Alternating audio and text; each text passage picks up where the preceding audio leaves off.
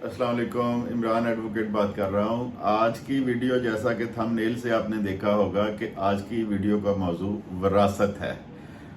बहुत से लोगों ने ये लफ्ज़ सुना होगा, अक्सरियत ने नहीं सुना ये लफ्ज़ विरासत क्या होती है। लेकिन मैं एक बात आपको बता दूं कि चैनल पर मुख्तलिफ किस्म की वीडियोस मेरे चैनल पे अपलोड होती हैं, स्पेशली प्रॉपर्टी से रिलेटेड ज़्यादा होती हैं। उनमें से किसी बंदे को किसी वीडियो में इंटरेस्ट होता है, किसी में नहीं होता। लेकिन आज की वीडियो जो है ये हर बंदे के इंटरेस्ट की है, ख्वाह वो औरत हो ख्वाह वो मर्द हो, और हर एक के लिए देखना ज़रूरी है, क्योंकि इस जो विरासत है 99% लोगों को इस मराहल से गुजरना पड़ता है। तो आज की वीडियो बनाने का मकसद ये था कि बहुत से लोग अब हाम का शिकार हैं, कुछ लोगों को बिल्कुल ही नहीं इस बारे में अंदाज़ा। तो थोड़ा सा ये 10 मिनट की वीडियो में आपको क्लियर करूंगा कि विरासत क्या है। तो लाजमी शेयर करें, खुद भी देखें पूरा इसको, दोस्तों के साथ भी शेयर करें और चैनल को सब्सक्राइब भी करें। तो विरासत जो है, प्रॉपर्टी का जो काम करने वाले लोग हैं उनके नोटिस में तो ये विरासत का लाजमी होगा कि विरासत क्या होती है।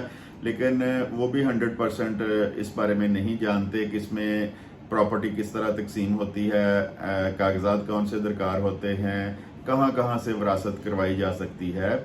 तो एक बंदा जब फौत हो जाता है, उसके नाम पे कोई जायदाद है, बेशक वो एग्रीकल्चर लैंड है, बेशक वो कमर्शियल जायदाद है, बेशक वो कोई प्लॉट की सूरत में है या मकान की सूरत में है। अल्लाह ताला हर एक को अपना घर दे। शहरों में अक्सरियत लोगों के पास अपने घर हैं, कोई छोटे हैं कोई बड़े हैं। तो और हर बंदे ने ये एक हकीकत है, बीइंग के मुस्लिम, हमें इस बात पे यकीन है कि हमने इस दुनिया से जाना ही जाना है। तो इसमें ये कोई शर्त नहीं है कोई बड़ी उम्र में चला जाता है, कोई छोटी उम्र में चला जाता है। ये तो अल्लाह ताला का निज़ाम है, जिसकी अल्लाह ताला ने जितनी ज़िंदगी लिखी है वो अपनी पूरी करके अपने अल्लाह के पास वापस चला जाता है। तो इसमें अगर किसी बंदे के पास किसी बंदे के नाम पे कोई जायदाद है, यानी फ़र्ज़ करें कि एक बंदा है, उसके नाम पे कोई मकान प्लॉट, एक से ज़्यादा भी हो सकते हैं, एक भी हो सकता है, 10 भी हो सकते हैं, 50 चीज़ें भी हो सकती हैं। तो जब वो फौत होता है तो उसके नाम पे जो जायदाद होती है, जो प्रॉपर्टी होती है, फिर इसका आगे एक फर्दर प्रोसेस होता है, जिसके बाद उसके बच्चे, उसकी बेवा, उसके माँ बाप, ये सारे उस प्रोसेस से गुजर के फिर उस प्रॉपर्टी के मालिक बनते हैं। आज आसान तरीके से थोड़े टाइम में 10 मिनट में 12 मिनट की वीडियो में आपको समझाने की कोशिश करूंगा, जो कि जब आप पे कोई ऐसा वक्त आता है तो फिर आप लोगों से पूछते हैं, वकीलों के पास जाते हैं। तो इस वीडियो के ज़रिए मैं समझाने की कोशिश करूंगा कि कागजात कौन से दरकार हैं और कौन सी प्रॉपर्टी की विरासत, जैसे थंबनेल से आपने देखा होगा कि एक विरासत जो होती है वो सिविल कोर्ट से होती है, यानी कचहरी से होती है, अदालत में जाके। एक पटवारी से हो जाती है। उसके बाद एक जो है वो, जिस तरह जो इलाके कंप्यूटराइज हो चुके हैं, राजी रिकॉर्ड सेंटर जो हैं, वहाँ से भी विरासत होती है। तो फर्दन शॉर्ट टाइम में हर एक के बारे में थोड़ा थोड़ा मैं आपको इसमें बताऊंगा। तो सबसे पहले बात कर लेते हैं कागजात की। जब कोई बंदा फौत होता है तो विरासत के लिए जो सबसे पहली चीज़ की ज़रूरत होती है वो होती है उसका कंप्यूटराइज्ड डेथ सर्टिफिकेट। नंबर 2 पे उस फैमिली का, या वो सरबराह जिस फैमिली का है, उसका फैमिली रजिस्ट्रेशन सर्टिफिकेट चाहिए, FRC। फैमिली रजिस्ट्रेशन सर्टिफिकेट क्या है कि फैमिली ट्री है जिसमें सब बहन भाइयों माँ बाप के नाम शामिल होते हैं। 2 चीज़ें ये हो गई। उसके बाद कोशिश करें कि तमाम जितने वारसान हैं उनके ID कार्ड जो हैं वो भी साथ उसके लफ कर दें। तो मेन जो चीज़ें हैं वो ये चीज़ें हैं, जिस तरह मैंने आपको बताया कि 3 चीज़ें मैंने आपको बताई हैं। और चौथी चीज़ उसमें ये है कि प्रॉपर्टी का टाइटल, प्रॉपर्टी की डिटेल। अगर एक प्रॉपर्टी है तो उसकी फ़र्द की या रजिस्ट्री की फ़ोटोकॉपी हो जाए, अगर एक से ज़्यादा हैं तो वो भी उसमें शामिल कर लेनी है। اور اس کی ایک فائل بنا لینی ہے آپ نے ساتھ۔ ریکوائرمنٹ کے مطابق ویسے تو ایک وٹنس جو ہے وہ کافی ہوتی ہے، سم ٹائم دو جو لوگ ہیں ان کی وٹنس کی بھی ضرورت پڑتی ہے، تو اس فائل میں آپ نے 2 گواہان کی فوٹو کاپیاں بھی لگوا لینی ہیں۔ اس کے بعد آپ نے کیا دیکھنا ہے کہ آپ کا ایریا کہاں پہ واقع ہے۔ جس طرح میں نے سول کوڈ بتایا، میں فیصل آباد سے بیلونگ کرتا ہوں۔ فیصل آباد میں جو سرکاری کالونیاں ہیں، اس میں پیپلز کالونی آ جاتی ہے، ایف ڈی اے سٹی آ جاتی ہے، مدینہ ٹاؤن آ جاتا ہے، تو ان کی اگر وراثت کروانی ہو تو اس کے لیے سول کورٹ میں پھر جانا پڑتا ہے۔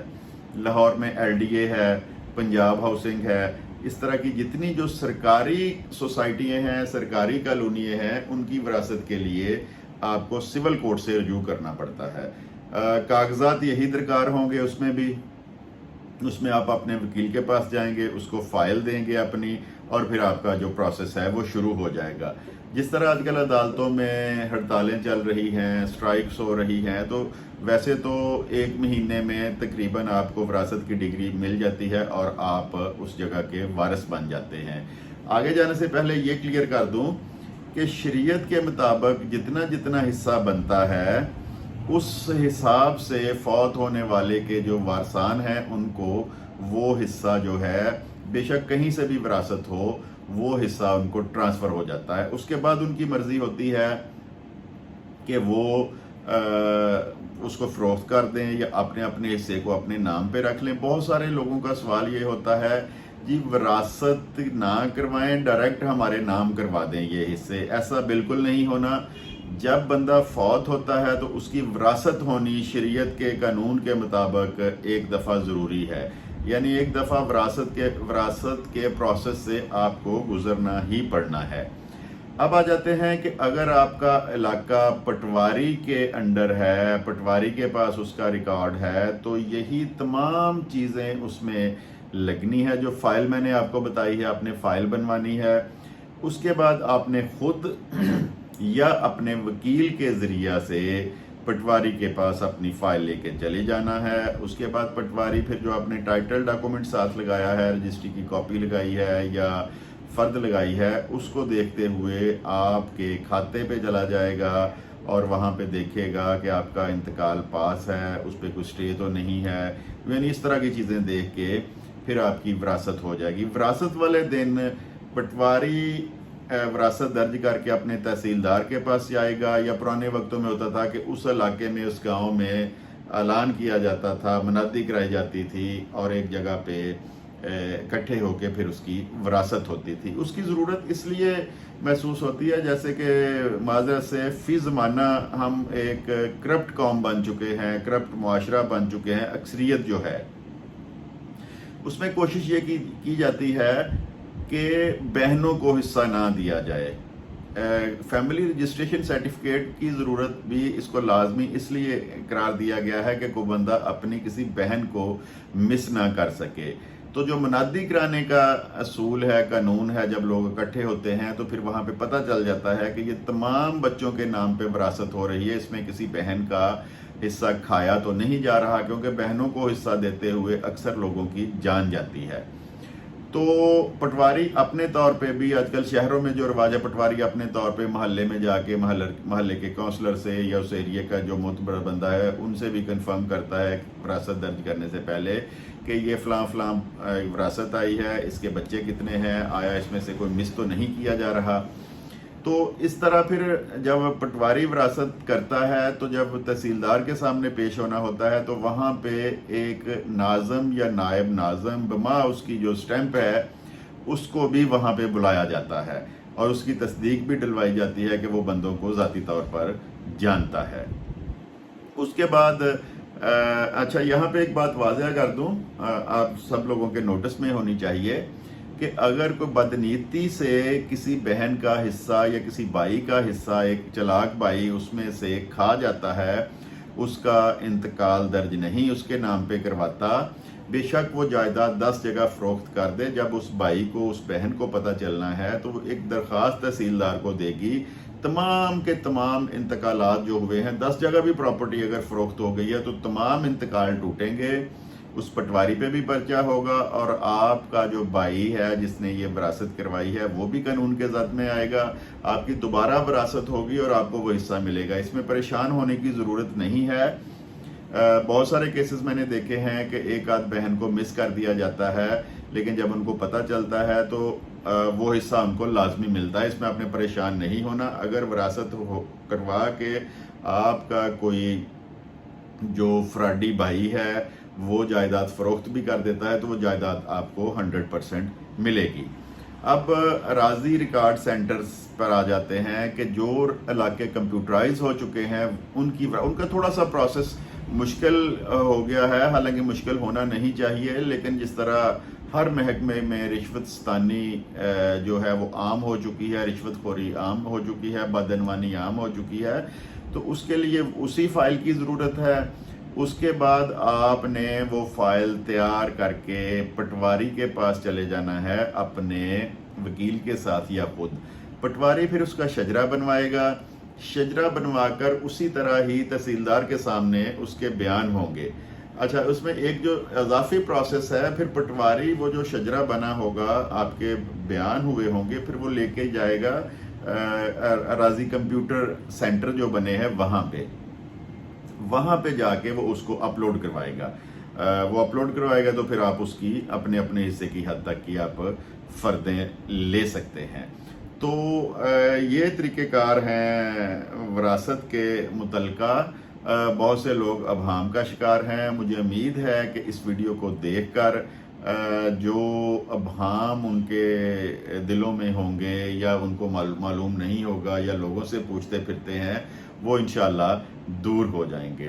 तो इसमें अगर मैं हिस्सा जात भी बताने शुरू कर दूं अब इस वीडियो में, तो वीडियो बहुत लंबी हो जाएगी। मेरे चैनल पे एक वीडियो पड़ी हुई है जिसमें विरासत के शरई हिस्से लिखे हुए हैं, जिसमें शिया मसलक जो है वो उनकी विरासत और तरीके से होती है। यानी कि उसमें थोड़ा सा बता देता हूँ कि जो सुन्नी लोग हैं, जब उनकी विरासत होती है, अगर बेटा ना हो तो उनकी जायदाद मरने वाले के बहन भाइयों को भी जाती है। लेकिन शिया मसलक में अगर बेटियां ही हों तो सारी जायदाद बेटियां और बेवा को जाती है। इस बारे में मेरी एक डिटेल्ड वीडियो मौजूद है, अगर आप चाहें तो वो आप जाके देख सकते हैं। तो वीडियो को लाजमी शेयर करें। बहुत ज़्यादा लोगों को जो इस अबहाम का शिकार हैं कि कागजात कौन से दरकार हैं, हमने जाना कहाँ है, तो ये उनके अबहाम दूर हो जाएंगे। तो चैनल को भी लाजमी सब्सक्राइब करें। वीडियो देखने के लिए आपका बहुत बहुत शुक्रिया। खुदा हाफिज़।